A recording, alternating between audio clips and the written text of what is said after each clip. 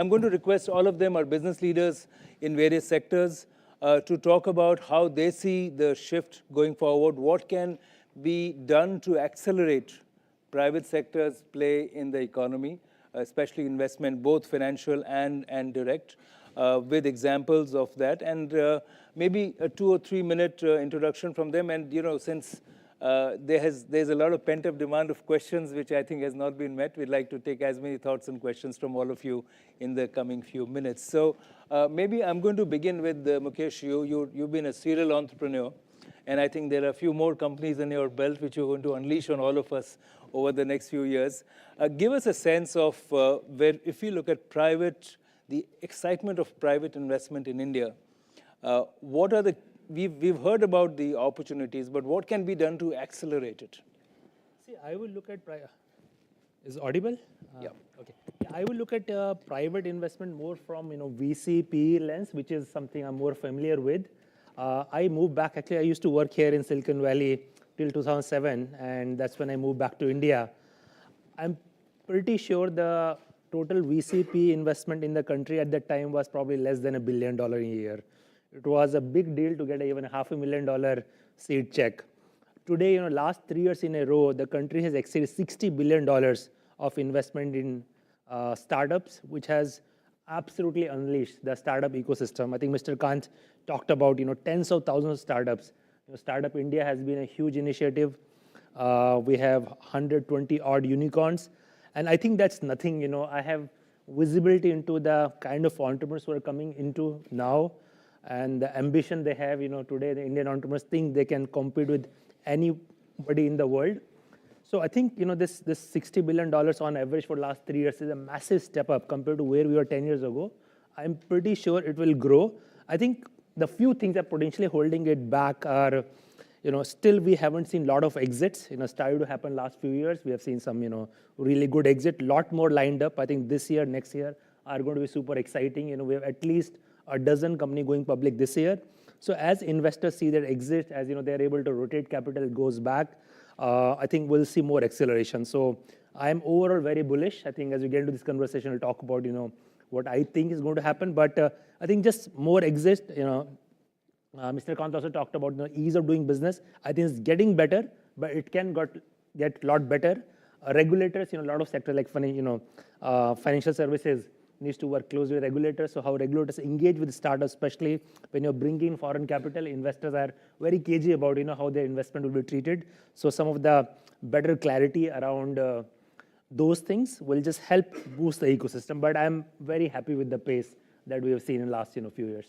Thank you. Himanshu, from a perspective of small and medium enterprises, you work a lot with them. How do you see that evolving? Yeah, I'll have a slightly different opinion here. While I agree completely with Mukesh that the VCP ecosystem has really evolved and it's moved very fast, but it tends to favor the real startups starting from the ground. What I am interacting a lot with is the historical small industrial business with 10, 15, 20 years in the same family-owned businesses wanting to scale up. And they are finding stuck. They don't know where to go. They're not a startup. They don't get attracted by the VCP who are looking for, 50%, 80% kind of return on their investment.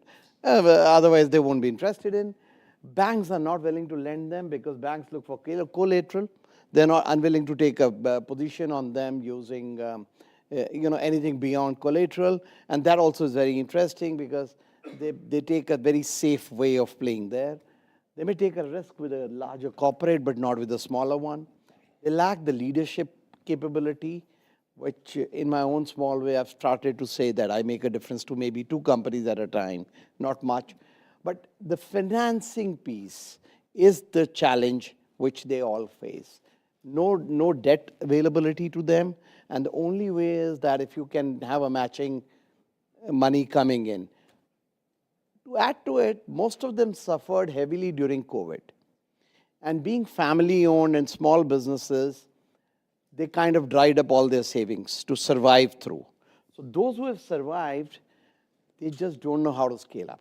That's the challenge which we see. Is it also, Himanshu, that we talk about finance has been a perennial problem for most of the small and medium enterprises, and when we talk about digital transformation, which many legacy large companies are embarking on, because of perhaps lack of finance, the small and medium companies cannot even leverage the digital benefits. Is that also a challenge? Not exactly. Many of them have leveraged in their own small cost way.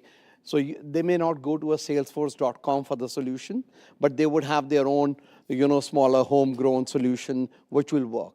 So they are very adaptive and they are all very positive. That's the part. They all want to grow, they all want to scale up, but they get stuck somewhere in the maze of how to make it happen, apart from other challenges like processes and all. So I'm not talking about that, but they all want to invest. A little nudge from a policy or a banking setup or a financing setup can make a difference to this sector of the economy, which is about 30% of the economy we have. So I'm assuming, Harshul, you don't have a challenge in finance, right? As Tech Mahindra, part of the Mahindra Group, clearly you have a few billion to spare. Do you want some? Yeah. We are doing a deal right here. So. No, so I'm not an economist like you, Pranjal, but I can talk from the perspective of being a representative of corporate India in the US, having worked here for more than 20 years, having done cross-border M&A deals, having built a P&L and a US-India corridor around ecosystem build out, so on and so forth. And more interestingly, the Mahindra Group, right? For the less initiated in the room, it was founded in 1945, just around the time India got independence. And if you look at the last 75, 80 years of its journey, it is very closely linked to the journey of India, right? The diverse sectors that Mahindra Group plays in, right? Versus where India has grown, all the way from rural India to urban India, all the way from agri to high-end automotives. Yeah, Mahindra has been playing in variety of sectors. So we have been living the reality of India on a day-to-day basis, the good, the bad, the ugly over the last 75 years. But and all I can say is there has never been a better time. There has never been a better time from our perspective in terms of investments. There has never been a better time in terms of how the world looks at India and companies like Mahindra. There are so many people, contrary to what Himanshu said, so many investors around the globe, FIIs around the globe, knocking on our doors, right? Wanting to come in and have a share of the pie. We're also seeing that Make in India, which started as a kind of a pipe dream to me 10 years ago, is now so real, right? We are the vehicles that we manufacture today in our plant, which is right off of Pune, it's called Chakan plant, one of the finest manufacturing plants in the world. We have had American automotive companies who have come and visited our Mahindra automotive plant, and they said we have nothing close to what you have, right? So the whole story is real. Whether it is cars, we are outselling most foreign cars in India today. If you look at the XUV 700, look at the Scorpio N, so on and so forth, it's a world-class SUVs, and we are about to release a bunch of pure electric, born electric SUVs coming in.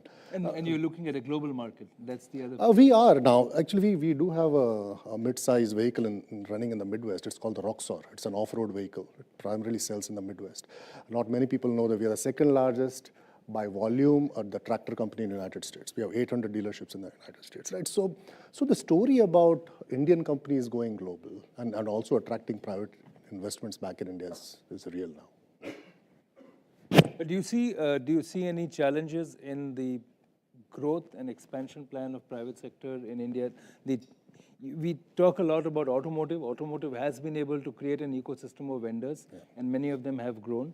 But there are still this persistent and nagging doubts that how do we ensure and why is it that private sector, in fact, we've had several ministers and even the Prime Minister said that private sector in India should be more risk-taking. Yeah. And private sector in India is still not looking at risk in the way that global investors do. What do you say about that? Yeah, so I would say that the historical references probably are not necessarily going to augur the future well, because we are probably looking at a hockey stick kind of a growth when it comes to private investments in India. But India has to differentiate. Right? And manufacturing is going to be key. Just last week, Anisha, our CEO, was actually with you, Avinash, at the ABP Network India Idea Summit that you guys did in India. So I'll just repeat what he said, that if by 2047, if India has to be a 35 trillion economy, I think manufacturing has to play a massive role. It's at 25% of the GDP of India has to come from manufacturing. I think it's today about 17, 18%. So that means that manufacturing has to scale by 16 times. Right? And it can't be that Eastern Asian model of manufacturing, the classic manufacturing. I think India needs to start thinking about investing in semiconductors, advanced technologies. And also say from a Tech Mahindra, the technology standpoint, which is where I'm more familiar with, artificial intelligence is where I think India needs to take a pole position. Right? I think if some of these things start falling in place, it will solve for a lot of things for India coming forward. You know, the challenge of manufacturing, I'll come to you for that, Avinash, but challenge of, I spoke to a textile baron in India. For every subsequent plant that was set up by the group, the amount of people they hired was 30% lesser than the previous one because there was far more automation and sophistication, as you said. So while, you know, investment is growing, but perhaps it's in manufacturing, we'll need more than that to look at the employment issue. And as I said earlier, I think we have to look at livelihood more than just employment. But Avinash, you know, media and entertainment sector is very fascinating in India because it's perhaps the only sector where small media companies have been able to grow and become fairly big multi-million-dollar organizations. You don't see that in too many sectors. You know, companies which are small production houses have become networks. Existing media has expanded to multiple sectors. How bullish are you in the media sector at a time when everybody, you know, kind of wants to throw stones at you? So those of you who don't know about my company, it's 100-year-old. It completed centenary last year. In 1922, my company started. I also the president of News Broadcaster Association, where the most news broadcasters started broadcasting in this century. There were hardly anyone before that who used to run. Well, private news began in broadcast only 2000. years. Yep. 98, 2000 years ago. Yeah, exactly. 2000, right? The thing is that everyone across the world, Bollywood is our biggest export, right? It's one of the biggest cultural ambassadors. Our ambassador is no more here. She has left I think she's not in this audience right now. But Bollywood is the biggest export. It is the biggest cultural ambassador. And Bollywood is still not an industry status in this country. Now, the investment in the media business has been largely done by private sector. So what does it mean? I mean, for the information of the audience, industry status for movie making, what does it imply positively? So it allows you to access to the capital and private investments from venture capitalist firms or the large banks, that it is easily possible for this industry, which has not happened. Amitabh Bhai also knows it. He himself has lobbied it for long, but industry has not come together on these issues as to it is slightly over-regulated and slightly over-quarrelsome industry as segmented as media and entertainment sector is. The large amount of expansion of this industry has happened because of the private sector investments. And it will continue to do so, but unfortunately, we have not been able to create a Disney in India. And we have a long way to go. But I can tell you, Indian entrepreneurs and Indian businessmen who are into media entertainment sector have huge potential. You have seen original formats coming in television, which has come from India. More and more Indian companies are experimenting. I mean, Satyameva Jayate, for example, when Star Plus did it, it was an original format on an entertainment channel show. Dance India Dance, which was done on entertainment channel, was an original format show which was designed in India. And these are now becoming international franchise. So slowly we are moving in direction where we can become, where we expand globally and then invite private investments from firms like them. But you know, Avinash, what is fascinating today is if you look at the streaming model, what Netflix actually has pioneered. Fascinatingly, I think there are similar competing streaming services in 25 different languages in the country. So that shows a certain vibrancy, isn't it? So I'll tell you, you have to give it to the Indian entrepreneur. The community of Indian filmmakers and content producers are very enterprising. The private investments is not happening in their production. Private investments are happening in the technology company, who are distributor, like InShots, aggregators. Today, the media entertainment sector is fighting a battle with Google in India, right? Because they have become the biggest distributor of the content. So all the investment that is going right now, even in the cable distribution sector, which is largely controlled by the foreign investments and private investments in India and private equity investments in India. But the content making, which is the core of the business, has not received so much of private investment in India from banks and private sectors. So you want more formal institutions to enter that. Mukesh, we heard from Himanshu. So you said things are looking good. There are a lot of opportunities. He's saying we still need some money. So why is there this mismatch between those who are looking for money and investment and those who have the money but perhaps are not looking at it?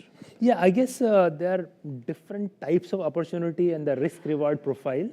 So I think what I was talking about, the VCP industry, which is by definition has a very high risk appetite. And of course, return expectations also equally high. So you need to have ideas which have significant scale potential.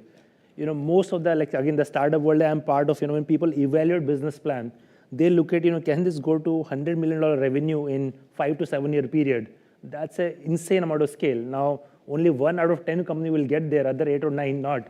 But the return from that one is going to justify the potential write-off or less than desired return on the balance of the portfolio. I think small and medium businesses have a very different growth profile. You may grow with capital in maybe 20-25%, but you don't have that kind of hockey stick growth possible, and hence they are not attractive from VCP point of view, and hence that's where structured credit and from a PE point of view, maybe a mid-cap PE would be, not VC. No, but PE requires size. So you can't be a small business, let's say doing $5 million revenue and attract PE capital, right? 5 million, no. But right. So, but a lot of small and medium business will be in that I range. used to work for Diversity, which was owned by Bain Capital. So I'm aware of the kind of expectation the private equity player would have. And most of the businesses I am talking about are not in that profile.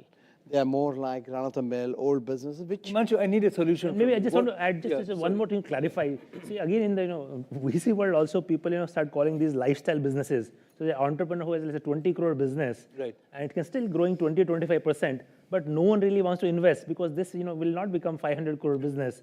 So this person is kind of stuck even if they has ambition.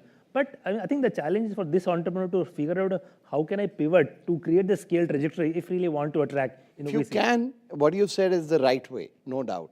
If you talk of a solution, I think the debate is that if the banks can start looking, or if there's a nudge to the banks, to start looking at these businesses like they look at a bigger corporate business, where you fund the financials of the company on the basis, not just looking at a collateral and reducing the value by 50% before funding it. That's the way you manage your risk.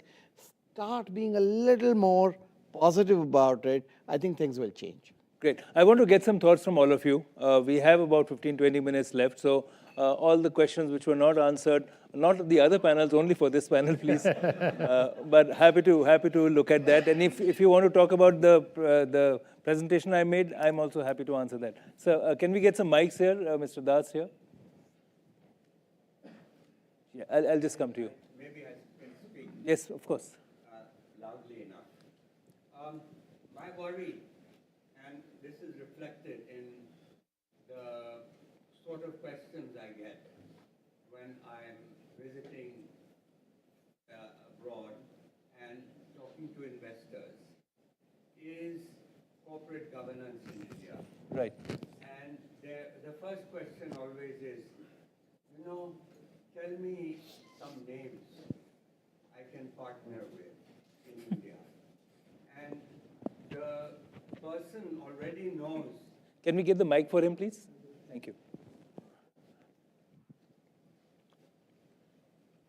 The person already says, don't tell me about Tatas and Mahindras. I know they are, but beyond that, give me names of companies. So the point is, what's dogging private foreign direct investment or in smaller companies or in even growing large companies is this image of what Baiju has done, you know. Perfect. So we got that. Let me get one more question. The lady over there, please, and then Shaji. That's a very good point, Mr. Das. I think corporate governance and generally governance is a thing which we need to work on. Yes, please. Please introduce yourself too. I'm Priyanka. I'm a student at Stanford Graduate School of Business. And two things. One, adding to Mr. Dutt and to what we discussed in the panel. A simple insight. If you look at United States, there are thousands of Thai restaurants. And there's a reason. In 2002, the government of Thailand explicitly gave a lot of incentives, financial incentives, and a lot of other benefits to Thai chefs to go ahead and open their restaurants around the world. The reason you see we have thousands of Thai restaurants here in the United States today. I think this is what government of India also requires, and not just government of India, but You must be private missing companies. Indian food over here, right? I'm a handlooms person. I want to change the narrative of the world about how we sell about You're unsustainable suggesting a similar scheme for India to get Indian chefs or other professionals. That is one. Also, we have a negative equity. We don't know how exactly to market our products and sell our stories. And I think that needs to change. Great, great points. Asha? Yeah. My question is for... Mike, please. Right here. I'll come to you in a minute. Let me come back to the panel. Yeah. Okay, so my question was actually to Avinash about, you mentioned that that Bollywood still doesn't have an industry status in the US. I still didn't fully get it, but can you give us an example of something else that has got an industry standard in the US? No, not in US. I'm talking about India. In You India. know, Bollywood is an Movie making as an is industry, movie making as an activity is not considered an industry in the government rules, which means that banks cannot invest, put their money because it's not classified as an industry. Is there any effort to tackle that? No, so there is a lot of, this discussion has been happening since Sushma Swaraj was our R&B minister, and she tried hard to get it done. But there are differences on how, because this is a very informal sector. There are gig workers, people come and work for a movie. The point that I'm making is that look, there is a huge opportunity in India for a private investment in content creation business. But what is happening is that the investment is going into content aggregator business and not in the creation business. And unless you don't fund the creation business, the aggregator business will not go very far. And there is an opportunity there. And largely it is funded by the Indian entrepreneurs who are homegrown entrepreneurs who have taken a risk and started producing movies, launched TV news channels and TV entertainment channels, do theaters and all that. But it requires, and the problem with the private equity is this, that they want multiples, very short time. And content making business does not do like that. You know, it has an impact on the society. It works for there is a social contract that what business we are in. And that is not supported by the private equity business. And that is where there's disconnect. Okay, I think we should have had more P guys here on the panel, but Mukesh, for the moment, we'll have to do with you. So could you also address the governance issue? Because we see that while we have more than 100 unicorns, we also see a cloud over some of them, right? So, and while startups have energized with dynamism the entire entrepreneurial ecosystem, some of these issues are tarnishing them. Well, the good news, cloud has only one name, Baiju. So I think it's one black sheep situation. See, I was part of, Myntra Flipkart ecosystem, and when Walmart bought Flipkart, investors, made $20 billion. The amount of coverage that Flipkart has gotten compared to Baiju is not even, anywhere close to this. Let's not discuss Baiju. Let's talk about the issue at hand that the Indian industry does not have that image of high corporate governance. And I think I'd rather stick to that. Sure. Fair enough, fair enough. I think maybe, and again, Indian industry has a lot of different parts. I think the one that I'm familiar with, this broader startup ecosystem, I can talk about that. I think first of all, startup ecosystem is fairly new. It's only about last 15 years. We have seen all these companies emerge. So I think certain, well-established corporate governance practice have not necessarily got in. Now, a lot of these companies are going public. Many have gone public. So they are bringing a lot of independent board members. the SEBI scrutiny of these companies is extremely high. So I think that is also bringing a next level of vigilance. I think if I look at, just larger, again, startup ecosystem, there have been few isolated incidents, and there's not one company, there's smaller companies as well. But by and large, I don't think, from my vantage point, I have not seen systematic issue. But then there is a other more traditional business. Maybe somebody else on the panel can, take that into the, I'm not familiar. with What I can say, Mr. Das, as you also live in India, I think our regulatory system is becoming far more aggressive. And we see a lot of these things. And if you look at what's happened at Paytm, the way Reserve Bank of India has questioned and asked them to take charge of the situation, they are good examples. But I think the point is that there are some questions which need to be addressed on that. I think what he mentioned about is the image point. And the image building will take its own time once you continue doing these things for a period of time. But I think IBC would have also contributed to the fact that, you do not just skim the bank, scam the system. So I think those issues are being addressed. I saw a question on the side over there. Let me collect 2 questions and come to you. Yeah, I'll come to all 4 of you. Yeah. Yes, sir. Yes, still private investment, but a bit of a different angle here. That if any of you care to comment on ways of just harnessing private investments to augment fiscal capacity of the state for infrastructure, for example, instruments like INVITs or investment infrastructure trusts that have been used for highways, railways, and ports, as well as other means of value capture to recycle the wealth generated through those investments. So basically, what are the new models of investment for infrastructure? How's their uptake, and to what extent do you see those? That's going to take a long time to answer, but I'll try to get some of you to answer that. Yes, sir, over here, 2 over there, and I think I want to go back to Richard's comment. I think you guys missed the point that you're trying to make. I think it's a more cultural point. It's not about more regulation or regulatory framework that ensures better governance. Because, compared to here the startup ecosystem is completely unregulated. In India, you have to file every quarter with the ROC or there's NCLT. There's lots of regulatory guardrails. Despite that, you have a cultural problem with transparency and integrity of the financials. And I think if I can just, maybe I'm putting words in Mr. Gurucharan's question. The issue is more fundamental. It's not regulatory. It is really cultural. How do you ensure that the Indian entrepreneur, really shrivels at the thought of having 2 books?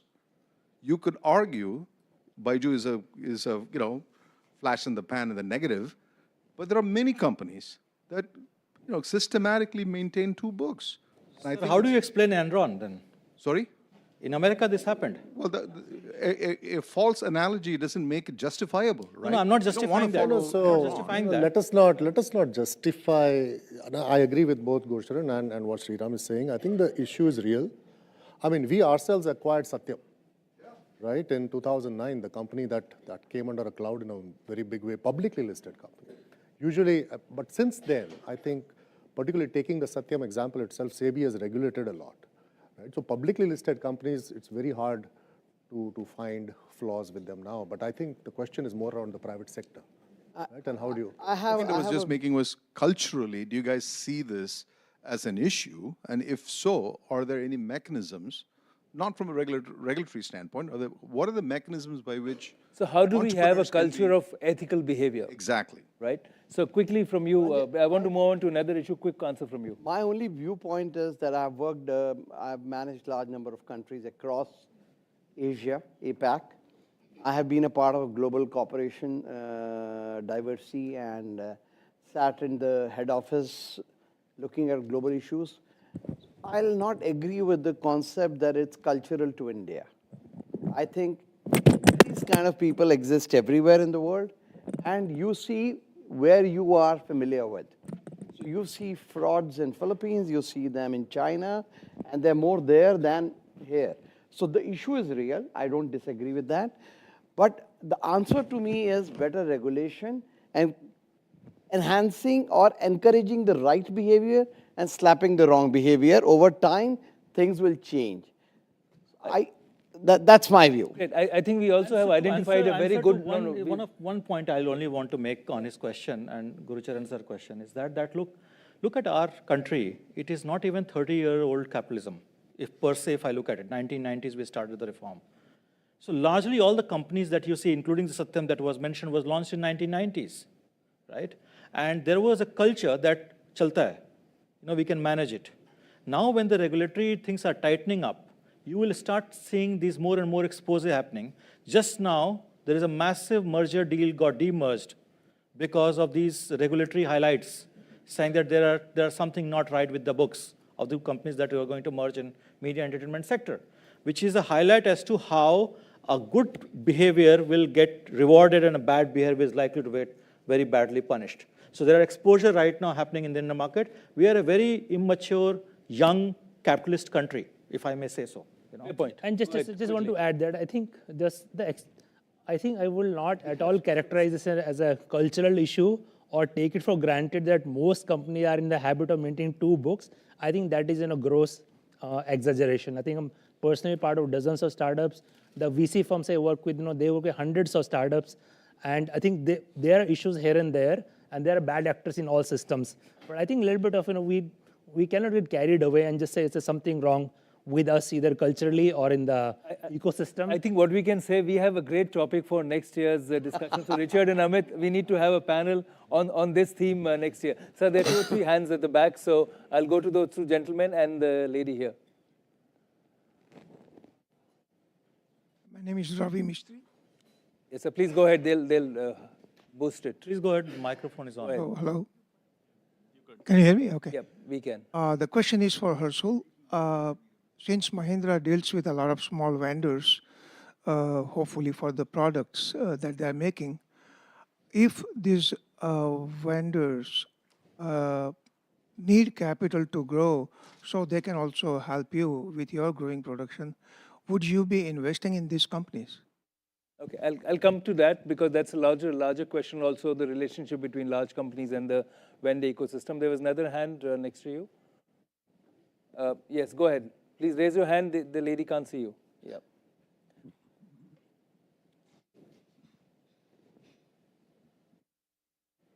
Thank you.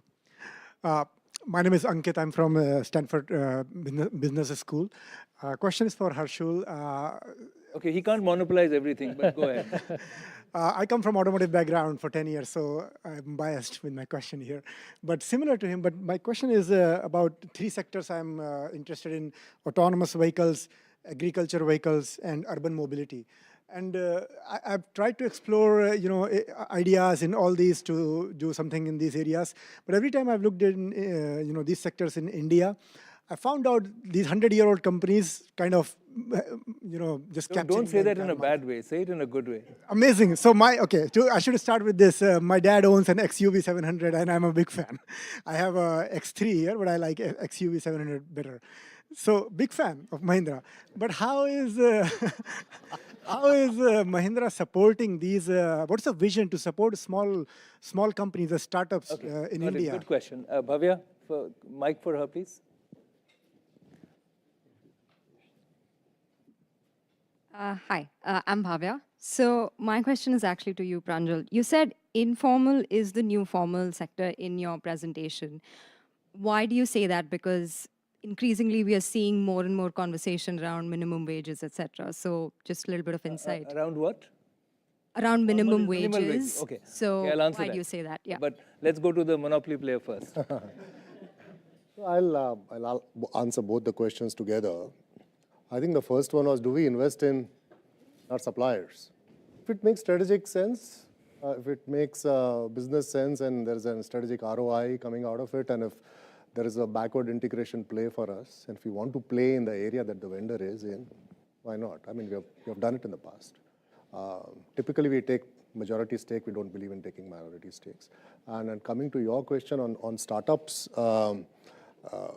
we engage a lot with them. We have a separate division which focuses on new age technologies and startups, particularly in EVs and autonomous. So both in Silicon Valley, we keep an eye out. So I, in some sense, also lead the Silicon Valley outpost for the company. And also all the startups in India. So on an average, we probably talk to 10 to 15 startups just in our auto business per month. So but I don't know where you got stuck, but you can talk to me offline and I'll help you open doors. Great. So on the question of informal versus formal, my sense is that we cannot create enough jobs.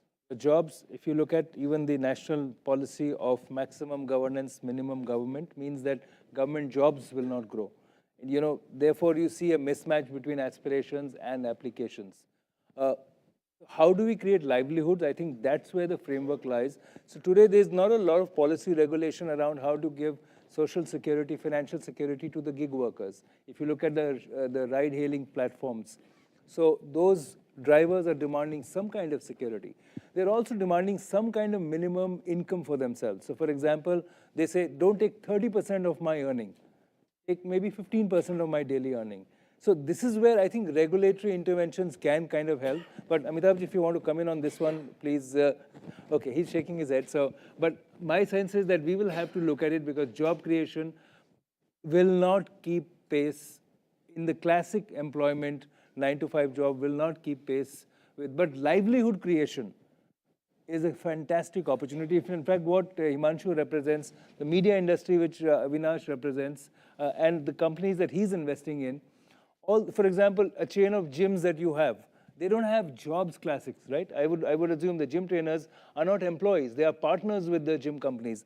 Now, if you have 10 million gym trainers who are getting a livelihood because there's formalization of the business, but not of the employment, I would say that there is where the hope lies. Do you want to add to this, Mukesh? Yeah, I think, if you look at some of the other industries like, the food delivery, employs, I think, close to 500,000 delivery, partners. Now, these are gig workers. I think most of them on average earn about 25,000-30,000 rupees a month, which is pretty decent income. And a lot of flexibility they can choose. They can work longer hours some day, lesser hours some days. I think some more benefit can potentially come in, but these jobs didn't exist. So these were, similarly, Ola and Uber, together have created, over 1 million jobs. A lot more income for the auto drivers and so on. You don't call it job. I mean, it's not a job. It's right? livelihood. I think it's a better term. So there's something called the app economy, which is supposed to be the key force for making sure people have a livelihood. Right. It's a gig economy is the French. Absolutely. We have the lady over there, Rajat, and the two ladies at the back. Rajat, can we begin with Rajat, please? Yeah, you have the mic, so. Question. I just had a comment because I don't want to sound presumptuous, but Mr. Gursharan Das's question is extremely important. Okay. And I just had a comment, very quick comment, which is that... I hope, Mr. Das, you have not created a cartel of questions, right? No. That's a governance issue. It's a comment on corporate governance. India and the rest of the world. I mean, India doesn't have a monopoly on corruption. I mean, that's clear, right? Corruption happens everywhere, sometimes more, sometimes less. The global financial crisis that emerged in the United States was a crisis as much of regulation, I think, as much of enforcement. I think where India lacks is in good, consistent, efficient enforcement, so that people then feel that they can get away with it. So even before ex ante, they will take decisions knowing that the system will not be responsive. And I think enforcement is the key, really. That's right. Can I, 1A? Okay, you grab the mic. Okay, great. I'm sorry, I disagree. I don't think we should try and ask questions like, is it culture? Right. Because culture we know. I mean, the same guy who doesn't pay his taxes and doesn't stop at the red light, spits on the ground, when he crosses the immigration line at Heathrow Airport, starts doing immediately all those things after an 8-hour flight. So culture is a matter of centuries. So it is related to governance and enforcement. The problem with why we are suspicious of getting the government into it is because the government has done singularly bad job. We are still an over-regulated economy. but those regulations are counterproductive or they are negative. So that is really, I mean, that's where I think this is a great insight. I think maybe regulation and structure needs to change. Mr. Kant, you want to come in on this? Okay. Excuse me. Right here. We are staying with the front row. My view on this is that there can't be excessive degree of regulation. If you want India to grow at high rates, and there is a need for self-regulation. That's right. There's a need for better corporate governance by startups and individual companies. Companies and startups must adhere to self-regulating ecosystem, and that requires a behavioral change. There has to be a governance framework designed to establish a culture of accountability, transparency, and ethical behavior. Everything can't be done by government. Absolutely. And the more regulation you bring in, the more this thing you'll stifle innovation. It will be very inappropriate. Very well said, sir. That's it. So, Mr. Khan, can I just request you to answer one question on the new models for investing in infrastructure? 1 minute short response. You know, the question was that what are the new ways in which money is being spent and invested in infrastructure sectors? Are there new models being considered and how have they panned out? A lot of work, actually a lot of this thing, India has done a private sector investment was not coming in. So instead of that, government has put in a lot of resources, but government believes that government is good at creating infrastructure, but not good at operating infrastructure. It's not good at maintaining or operating infrastructure. So it has come out with a number of new models. REITs, InvITs, asset monetization. It has sold out a lot of assets in the last few years, especially in the road expressway sectors. All assets being created are being put out through a transparent competitive bidding process, in which REITs have become a regular process where even private sector, the infrastructure that they're creating, they're bringing in InvITs and REITs. So India's seen a huge innovation in infrastructure sector. HAM and other such models have also been very good. Thank you so much. So two ladies at the back, and then we're going to close because we need to end the session. Kindly do introduce yourself. Thank you. My name is Lindsay, and I'm the CEO of a nanotechnology startup in the United States, and I've been looking at setting up a branch in India, which is one of the... Sorry, what technology? Nanotechnology. Okay, super. We work on diamonds and precious metals, so India is a massive market for this kind of thing. And to bring it back to corporate governance and regulation, isn't it more about the court system that's the challenge? Because it's about what happens if there is a disagreement. It's not that Dispute there's more resolution. corruption. You are saying enforcement of contract is a problem? No, I think that's a question. So please let her complete. Yeah, go ahead, please. Right. So my question is, what is your perspective on that? Because I've spoken to multiple legal counsels in India, and they've all told me that if there's a disagreement, there's really nothing that can be done about it. And that's a little scary as somebody who's looking to It's set a up very good business. question. I'll go to the other lady, and then we come back for a quick response. A lot of these questions will have to be answered, you know, in the interactions through the day today and tomorrow. Yes, ma'am. Hi, my name is Aarti, and this question is to all the panelists. As you know, Open Networks is coming up, ONDC. What do you see as opportunities and how do you see challenges there? Because that's going to, we did some experiments with Kochi Metro, there were some experiments in Bangalore, and I think that's what the future is, because we are moving towards energy reliance where Open Networks can play a very, very important role. The same is with That's a great thought. Oh, I'm going to come to Mukesh for that because there's nobody better than him to look at that. But I'm going to request all of you, Himanshu, and then you to quickly respond on dispute resolution, conflict. How do you see that panning out? Quickly an answer from you. I would say it's not hopeless, as your lawyer sounded to you. But yes, it's a challenge getting a clear court verdict in time.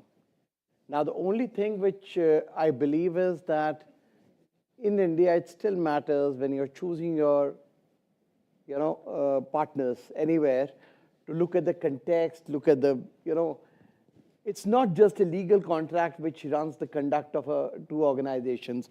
It's the body language, the personality, and a lot of other things, which is true for most of Asia.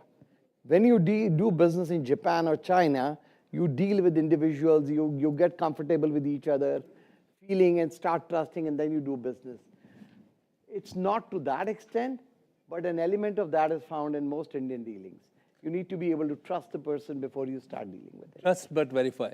Trust but verify. So, Harshal, quick. Both are a challenge, I agree with you at this point. 30 seconds from you, Harshal. Yeah, no, I don't have a perspective which is too different from him. So. Okay, so more of the same. Avinash, you were saying whether contract enforcement. No, she asked a question. I'm asking you, in your sector, for example, how good or bad is it? I think in my sector, one of the things that works very well, and what Amitav also said just now, is that the government is not so much interfering in our business. Because if you look at our sector, largely it is done by the private sector. There is only one company which Government of India runs called Doordarshan or Prasar Bharati. 99% of the business is still done by the private sector. And it is done on the mutual trust. There are producers, there are story writers, screenplayers. They all sign contract with each other. And there are multinational companies like Disney. You have got Amazon movies, Netflix. They're all working in India. And I can tell you one of my company deals with them, and it is absolutely perfect. There's no problem of enforcement of contract. Yes, but you have to, when they see, I'll also make a point. Somebody mentioned about Thailand chefs and all that, etc. And there is just a news right now that European Union is going to sue the Build Your Dreams company because they are being subsidized by the Chinese government. When you come and deal in India, India is a democracy. When you go and deal in China or in Thailand, they are either not democracy or quasi-democracy, right? So things that you get done there is not similar that the way you get done in India. At least you know what are the processes, and those processes are transparent. You may or may not like those processes, but finally those processes works over a longer period of time, and it's transparent for everyone. Thank you. Yes, quickly, Arun. Can we have a mic for Arun, please? Arun, sir, you don't have a question to me, right? A quick comment from you, yeah. Brush this under the carpet. This is a very big issue. Like the big progress is made in general ease of doing business processes, or the IBP breakthrough. You need a breakthrough in dispute resolution. In India's democracy, and so is the US. Compare the US legal system and the dispute resolution system in the US to India. Day and night. So I don't think we should sit back and say it's all okay. Not at all. It needs to be cracked. I think it's important that everybody addresses it. There are ways to do it. People know how to do it. It's not like people don't know how to do it. And once the kind of government gets around to doing it, it'll be a big deal. And I think it should be done. Thanks, Arun. A quick one on ONDC, Mukesh, and then we end.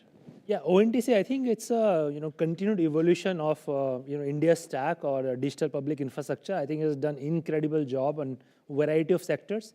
I think e-commerce is something which used to be very capital intensive. Only few companies had kind of built, benefited from the network effect, and the smaller retailers were being left out. But ONDC, really levels a playing field. It's anyone can list their inventory on ONDC and get access to demand across all the platforms. It's still early, but I think I'm very optimistic about the future of ONDC. And I think this digital public infrastructure is continuing to go from strength to strength. Creating this inclusive environment for small businesses and individuals across all sectors.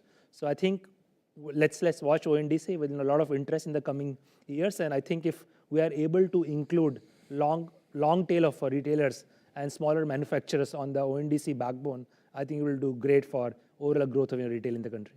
I think the success of a good panel discussion is that 5 new topics have come out of this. So Amit and Richard, again, I think from culture to corporate governance to branding to reputation to dispute resolution to the informal economy, I think there's so much more to unpack. And, there is a huge set of changes happening in India simultaneously. Not everything is going to work as planned, but the fact is that India is perhaps one of the most dynamic countries and with a multi-dimensional transformation taking place. But please join me in thanking the panel for this wonderful discussion.